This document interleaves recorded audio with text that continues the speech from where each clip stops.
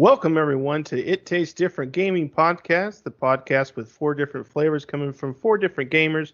I am your host, Nick Irwin, and I want to welcome my co-hosts, Shane Eisterhold, Patrick Smith, and Russell Rowe. Hey, Patrick, where can they find us? Well, the first place you should check out is our website at ittastes.different.com. This is the place where you can subscribe to all of our streams and connect to all of our social media sites. You can also find us on Facebook at It Tastes Different. We're also on Instagram at It Tastes Different PC. And then last but not least is Twitter, where you can find us at It Tastes Diff. On the menu today, we order the 20-piece nugget with Bright Memory. Bright Memory is developed by FYQD Personnel Studio. I believe it's developed by one person, one individual. It was published by Playism. It came out for Windows, iOS, Android, and then it's just recently came out or was put onto the Xbox Series X and S. This is a first-person shooter hack and slash video game. So this is the, I guess, part 1 or the first portion of the game.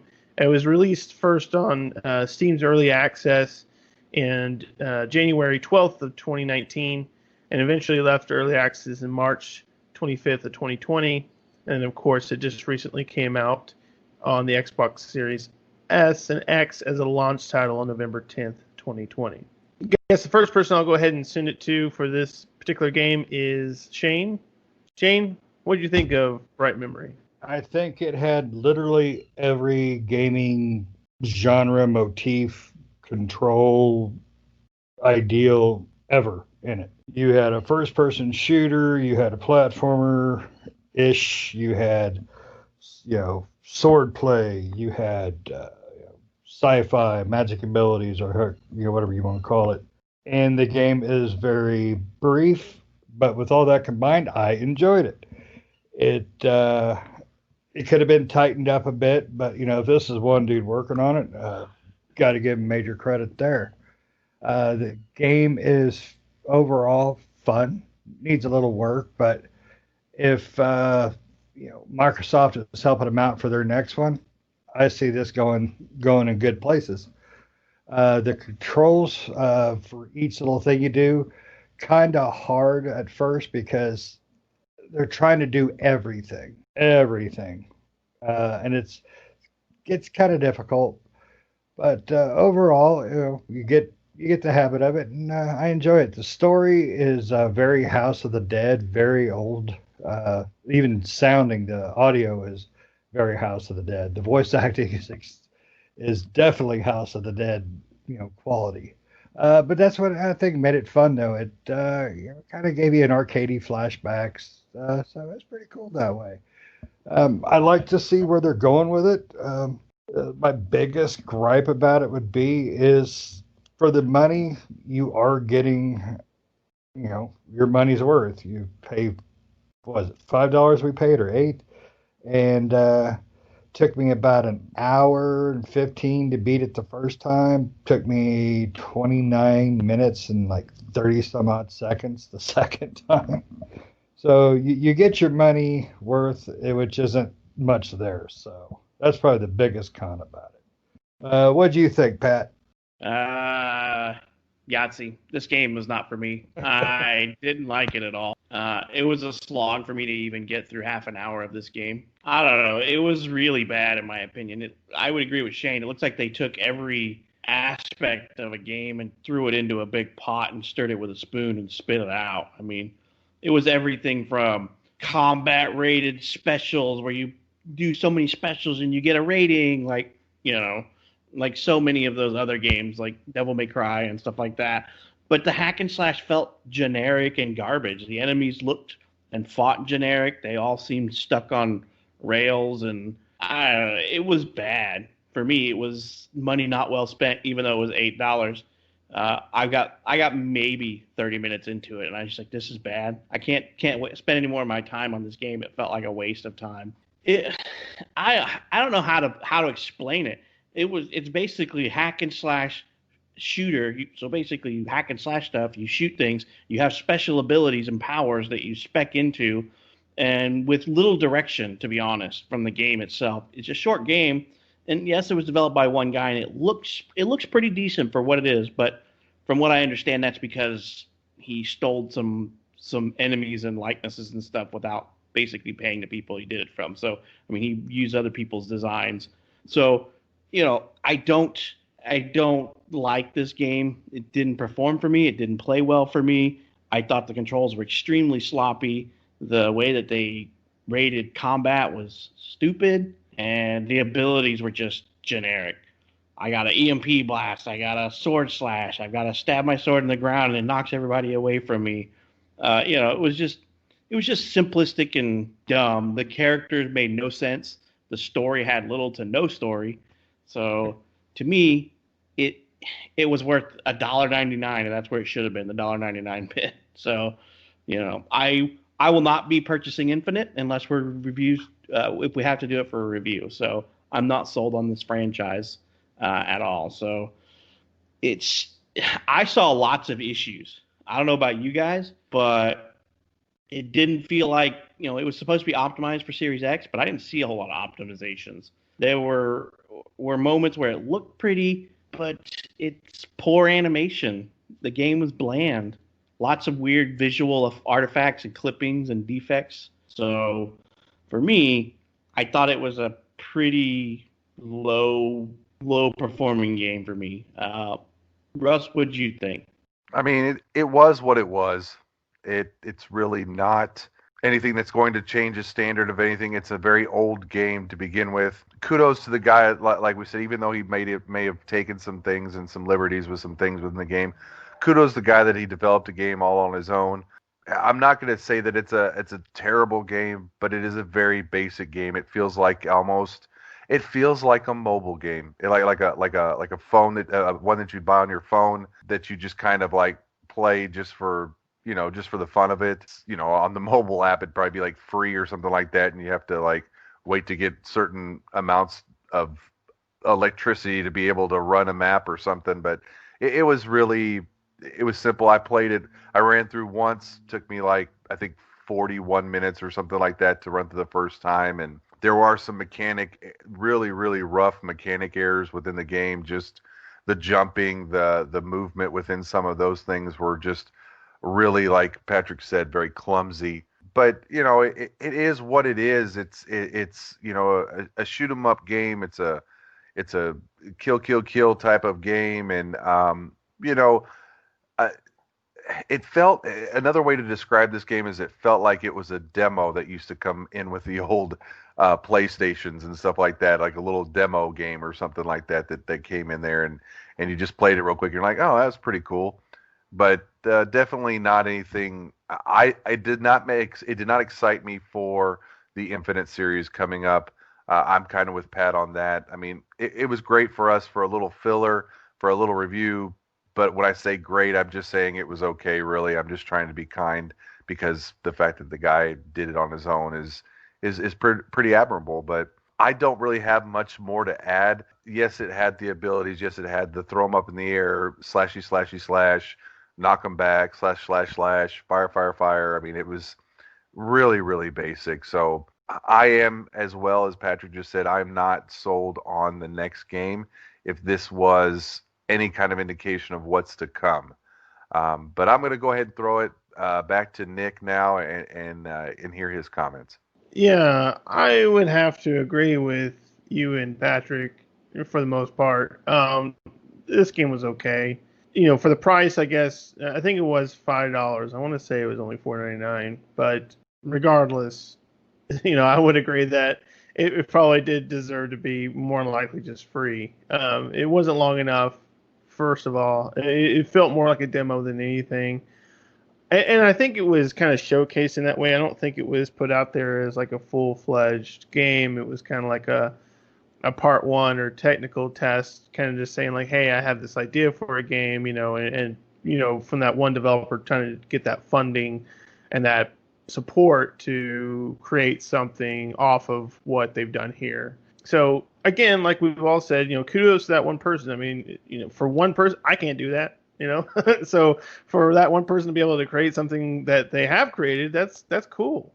And this one developer, with Infinite, if they get the backing from Microsoft and they get, and this one developer gets a whole team and has a whole team of people and stuff like that, I can see a lot of potential in this game as far as potentially being a pretty decent game. As it stands right now, this is, demo or kind of like, this is what I'm kind of going for. Again, yeah, it is a lot of mixture of different genres, and I don't think they all really mesh well together. I thought the enemies were a little bit too much of a sponge, for as like fast paced as this game tries to make itself be. The monsters in this game, the creatures that you fight and stuff seem really out of place for the game. You fight undead zombies and tiger chimera things and fish guys, and then you're fighting like there's two bosses in the game. One of them was an undead knight. The other one was a giant, like almost out of Dark Souls type bosses. So it was really just kind of a hodgepodge of different games and different genres kind of mixed in. I think like Patrick said, just kind of mixed in the pot and stirred and pushed out there as a game. So, but I mean, if they were to streamline things, definitely get better voice acting. The voice acting was horrible in this game. But I mean, if it's only created by one person, I'm sure that people doing the voices were probably just friends of theirs and, not actual voice actors or anything like that. So can't really fault them for that. But I like the idea, right? If they were just to streamline some things, maybe take out some certain things. Infinite, from the trailer that we saw, looked really cool. And it seems like there is some sort of time travel type thing, and so maybe that's where the enemies come in. This little stint of game that we got to play of it really doesn't talk a lot about the story, so the story is really kind of confusing and not really there, and you don't really know what's going on. You know of some things, but you're just kind of confused as far as like, how do we, at the beginning you get teleported to an area and it almost seems like you're going back in time, but I don't think so. I think you just get teleported, it seems like, because there's like a wormhole that opens up, but it just seems like it teleports you to the North Pole or something like that. So, that's kind of weird. And so, if they kind of bridge that story out and turn it into something that makes sense, and is kind of logical for the game, then I could see this game being a pretty decent game. As far as right now, after playing this, the question is, would I pay $60 for Bright Memory Infinite? And the answer right now is no. Unless the game really just, unless we see more from the game and it really just shines and we're like, wow, this looks pretty cool. This looks pretty amazing. I think this might actually be pretty good. Then, I could see myself maybe shelling out the $60 for it. But as far as right now, if the game came out tomorrow, I would probably wait till it went on a huge discount before I picked it up. So it's not very good. It's rough. It's rough, to be honest, when you have a game that tries to blend FPS and melee combat that's first person view. It's a hard game. It's a hard thing to do. And I don't know of very many games who do it very well that's stuck in first person. I mean, if you look at what this game to me tries to be Devil May Cry. Devil May Cry is third person, and it's third person for a reason. It's hard to do melee combat like that in a first person view, along with quick twitch skills and shooting and all that stuff. I felt it was more towards Bulletstorm, because Bulletstorm did the first person shooter and melee combat quite well. Bulletstorm is one of my favorite underrated games. Overall, that's just a fantastic game, and I think that's what they were trying to go for. I think they were trying. The guy was like, everybody's done this, so I'm going to put this in. Well, people have this too, so I'm going to put this in too. And then before he knew it, he had a Heinz 57 of combat options, and then he was trying to figure out, how do I put these on a controller? I've got limited options. Yeah. And the controller layout was wonky for me. Well, the game, I mean, even on the Xbox, the game definitely feels like it was, like Shane said, it was definitely developed for PC and just ported to a console, and not really with the console controller in mind per se. because even the main menu has you scrolling a cursor around like Destiny does. Yes. Which is like, okay, I mean, you could streamline it more for console where you're just pressing buttons instead of having to move a cursor around the screen. But I would agree with you, Shane, that I think you even asked me, like, what game does this remind you of? And Bulletstorm was the first one that came to my head. I don't know. I was kind of surprised. I thought you would like it a little bit more than that, Nick. I didn't think you would be liking it probably as much as I did, but I thought you would like it more, to be honest. Pat, I knew was, as soon as I started to play, I was like, oh, Pat's going to freaking hate this because the controls are not tight. They're not. They're just, you can't make all of that crap tight like that with the D-pads and then the bumpers. And they have to fix that before they do Infinite. Now, it felt like it was really hard to do, like, the specials, because they stuck them all to the direction pad, the D-pad, and I'm like, I'm trying to hack and slash and shoot this thing, and then I have to reach over and do the D-pad, pull my thumb off of the look, and I'm like, this does not work. Yeah, especially the one move you got to do where you have to hold it down for however many seconds. And that's a big handicap when you're in the middle of the game, because when you start off, it's not easy because it tells you nothing really. I mean, it gives you very little to go off of. But I see a lot of promise in this game. I really do. I enjoyed it for what it was. Is there issues? Oh God, is there issues? But for what this person has done, I think there's a lot of promise, and I think. Hopefully Microsoft touting on it and, helping this person out, maybe give them some resources, give them some help, whatever. I think that Infinite has a possibility of being really good. I really do believe that. I do believe it or want to believe it. I'm not sure which, because the game is like you guys were saying, it's rough. And you were definitely right about it being a demo, because it starts you off in a situation, tells you stuff that makes no sense because we don't have a clue how any of this crap began. It never tells you anything. Yeah, I mean, this is technically the prologue, is the way that it's being billed now. I mean, it originally was billed as being an episode 1, and then he's going to create an episode 2. But supposedly, from what I've been able to dig up, Bright Memory Infinite is just going to be the combined what we played here with the rest of the game. So you're going to have to pay for all that again. Right. Unless you bought it on PC. Infinite, I believe, is going to be just a complete reboot of. I mean, of course, you're just going to have this epilogue or whatever, but it's basically just going to be a reboot of the entire game, which is fine. And like Shane said, I think it does have a lot of potential. I think this developer could potentially make something pretty cool if he has the right backing. He has a lot of skill as a developer, so especially doing it on his own, I mean, what he has here is pretty impressive. It's just he needs some structure and some kind of, maybe some other people or a team of people that kind of keep him focused. I think maybe like a game director, right? You have the director that kind of keeps the game in line, and then you have the programmers and developers and things like that do all that stuff and the artwork and all that crap. But you have the game director, I think is what it's called, which is pretty much, they don't really build the game per se. They just kind of keep it in line. They keep the ideas and the structure. His little Jiminy Cricket of focus. Yeah, pretty much. They don't do really much more than that. Now let me ask. Let's start, Russ. Was there one thing in that game you thought, this is pretty cool? I kind of like this. Was there anything about it you felt was done not well, but done to where you enjoyed it? I guess the gunplay in it wasn't terrible. I like the weapons in it. I really didn't use the specials until I got to really in a hairy situation. Most everything I did was just kind of run in circles and shoot with the gun. So it was like, I guess I didn't mind that portion of it, but I mean, that's really about it.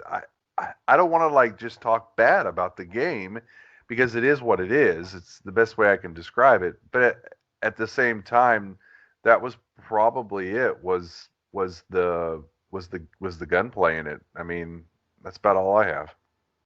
What about you, Pat? You don't want my opinion on this game. I mean, I understand it's one person, but it's a demo game. It's a demo, a sampler, in my opinion. The only thing that got me a little bit was that it was supposed to be sci-fi-ish, but I can't tell you what the story was about, what the characters were about, nothing, because I was so hammered by the crappy gameplay. And I didn't even think about it, but after you mentioned it, it does feel like it was designed for PC. And so, I mean, it was released last year on PC. So, I mean, it's been on PC since January of 2019. So, I mean, it's only a 2-year-old, almost a 2-year-old game as we speak now. So, I mean, it's not that old, but the port was really bad. If it's one guy doing it, maybe I should have tried it on PC because it probably would have played better. Yeah, I think these specials would have worked a hell of a lot better with the keyboard setup by far. What about you, Nick? Is there anything about you thought, well, this is pretty cool? Nope. It was all pretty much mediocre. I mean, even the guns, that Russ was talking about, the guns are fine, but I mean, I found myself just using the shotgun. That seemed to be the best gun in the game. I think the enemies were a little too spongy.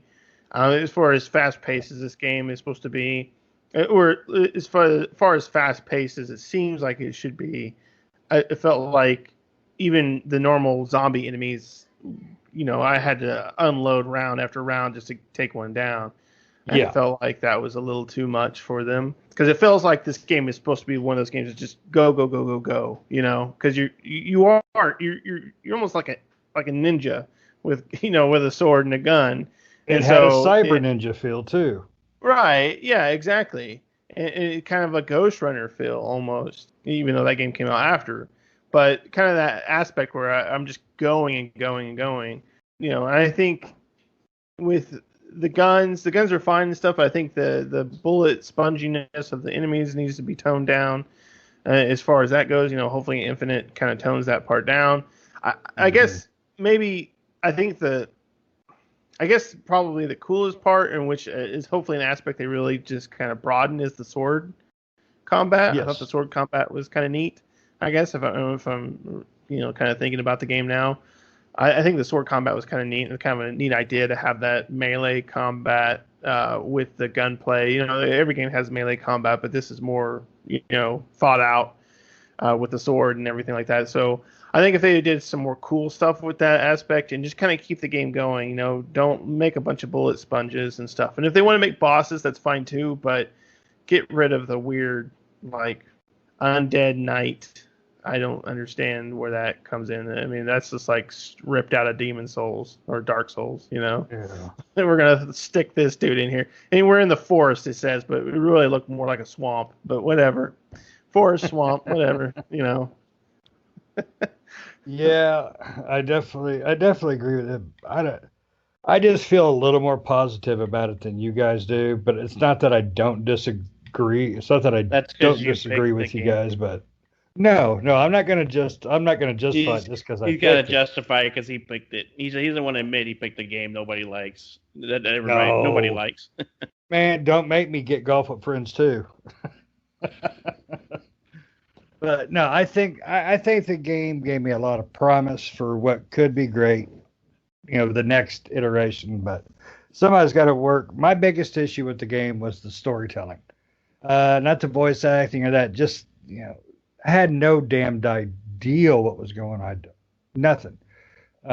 Military stuff, sure. Alien stuff, sure. Monster stuff, sure. You know what? Let's throw in some Nazis. We'll call it good. I mean, it was literally just a hodgepodge of everything, and that's the biggest problem.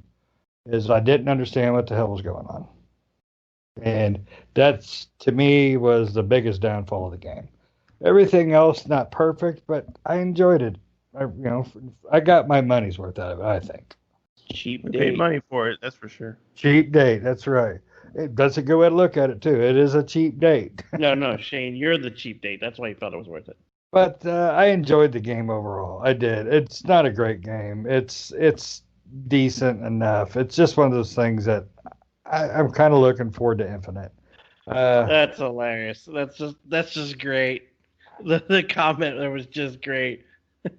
I liked it. I really enjoyed it. It's a decent game. It just like rolled out. I did. Like well, it sounded like a sense of sadness washed over him when he said that. I really enjoyed it. It's a decent game. it is. I really enjoyed it. I mean, that's why I played through it twice, just because it's decent enough to make me want to do that, because I did enjoy some of the aspects of it. And I was hoping my second playthrough, when I finished unlocking all the specials of it, I was hoping, a few of them would be really cool that would wow me. And one of them was the shield that goes around you of lightning, whatever the hell it is. That was fantastic for a bunch of the areas where you get in the hordes.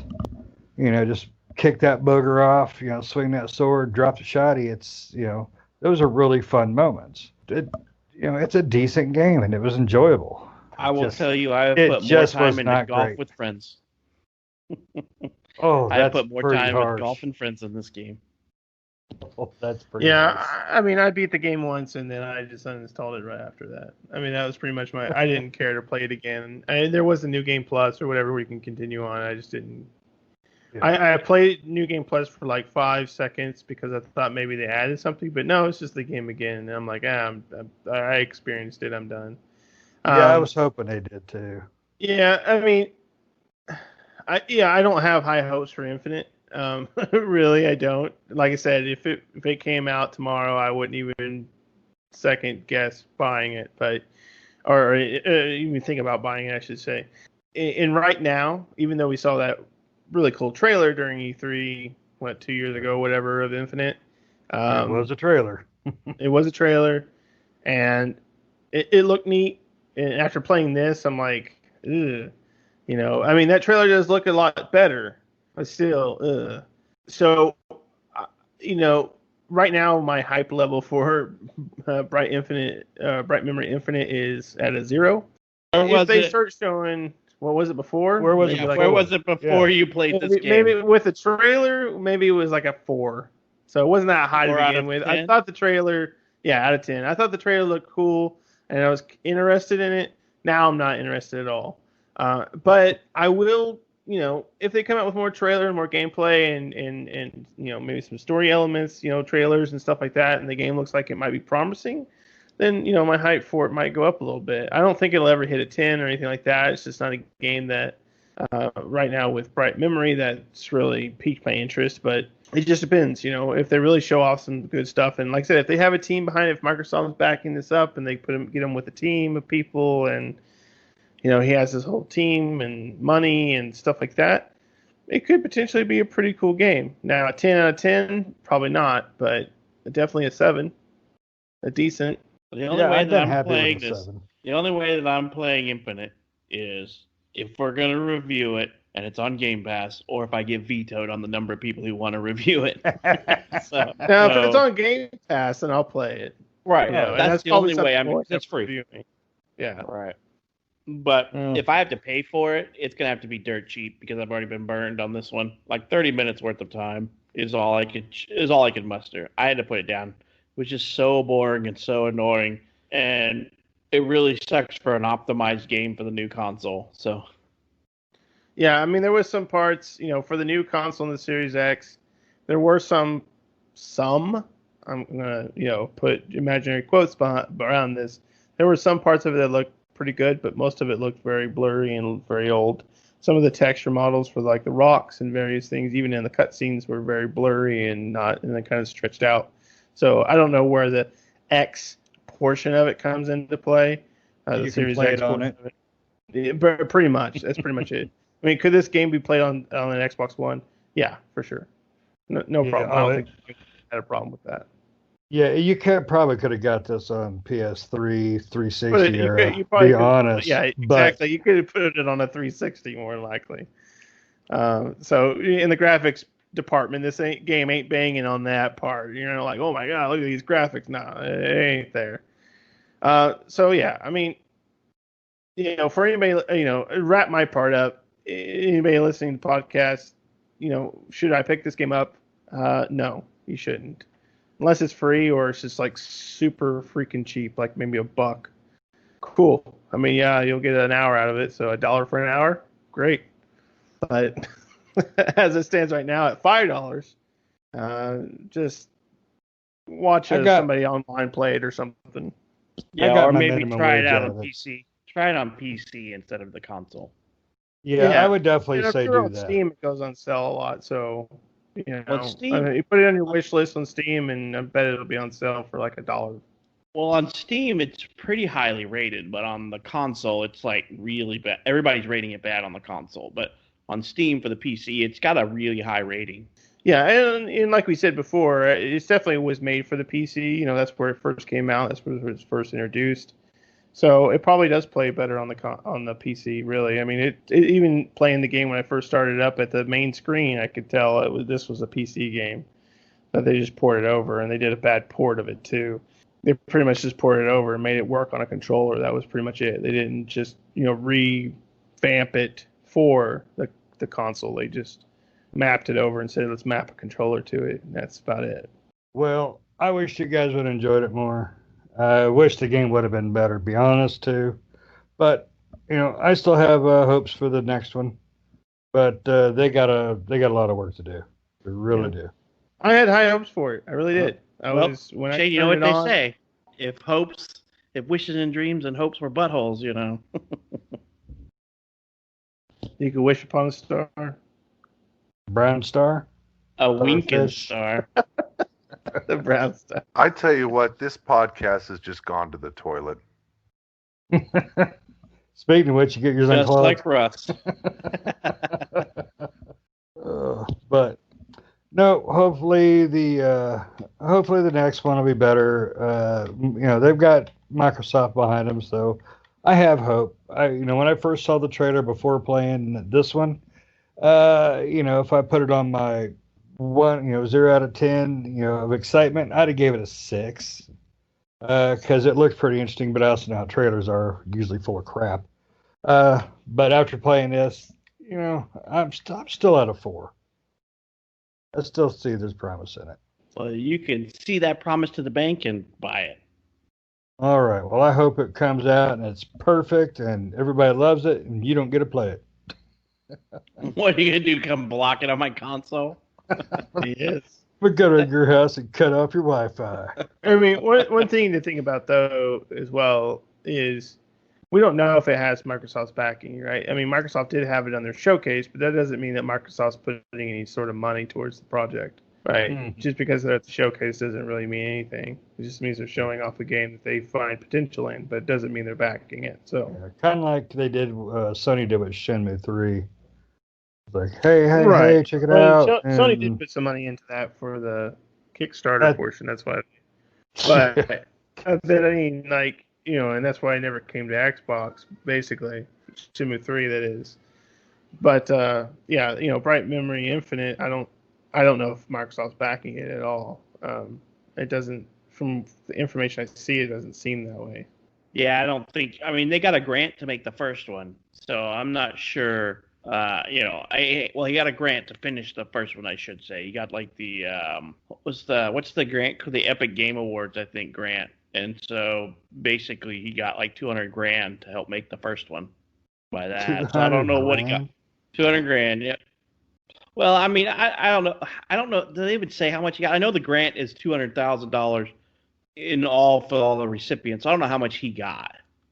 So I think they're receiving. I think each person gets $200,000, or that's what it used to be. I haven't kept up with the Epic Games Awards in a while.